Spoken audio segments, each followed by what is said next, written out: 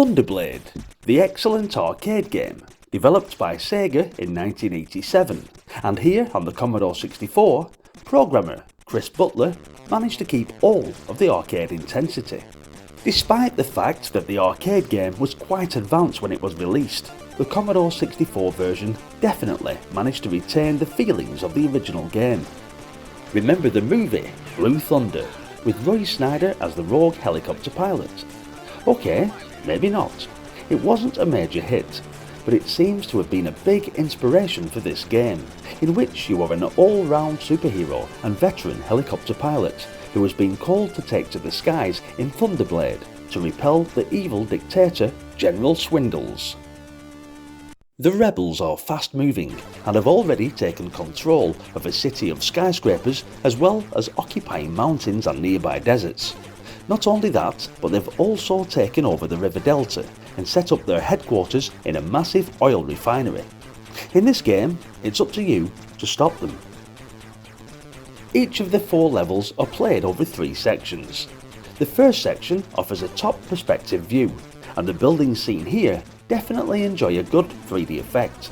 Although a little jerky, overall quality of the object's motion is really high. As you change height, the chopper stays the same size, but the buildings, scenery and enemy weapons loom larger or shrink away, and very nice it looks too. As you rotor over the ground, there are buildings that have to be avoided, and lots of tanks and helicopters letting fly with shell bursts. Bombs and bullets should sort them out, but violent evasive action in all directions is also essential. The controls are pretty straightforward, even with flying a helicopter. The fire button activates both weapons. The cannon automatically fires, and the missiles fire if any are available. Hold down fire and move forward and back to accelerate and decelerate. Left and right to move left and right, and up and down to climb and dive. The second section within the level takes on more of a traditional 3D flight perspective, with the view being this time behind the helicopter. Instead of everything passing underneath, it all comes straight on. Bullets, buildings, trees, everything. It's still a matter of weaving through the buildings with flak, pouring high explosive death at anything in the way.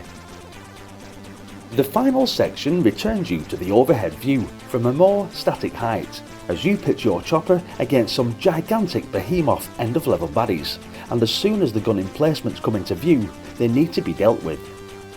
Movements are not perfectly smooth, but they're smooth enough to be enjoyable. But given it's an 8-bit conversion, you can just forget the little imperfections and deeply enjoy the overall excellent performance of Butler's coding. I'm not going to lie, I was massively impressed with this, even after knowing what this game was like in the arcades. I mean, now you've seen the Commodore version, it really does stand up pretty well. But, as I sometimes do like to take a sneaky peek at the arcades, just purely for nostalgia purposes, here's a few little clips from the coin-op too, for some perspective. Best part of the game, I think, is the final level showdown, where you first have to fly through and avoid these big green horizontal pipes until you come face to face with Swindle's robotic command fortress in a cinematic battle. Pretty epic. This is still a good shoot 'em up, and even though it lacks any real strategy or depth, it's very playable. The switching of views and the types of problems that are thrown at you will provide no shortage of interest. So definitely get this one fired up on your Commodore 64, and please don't forget to hit that like button. Thanks for watching guys. As always, please leave a comment to let us know if you enjoyed this game.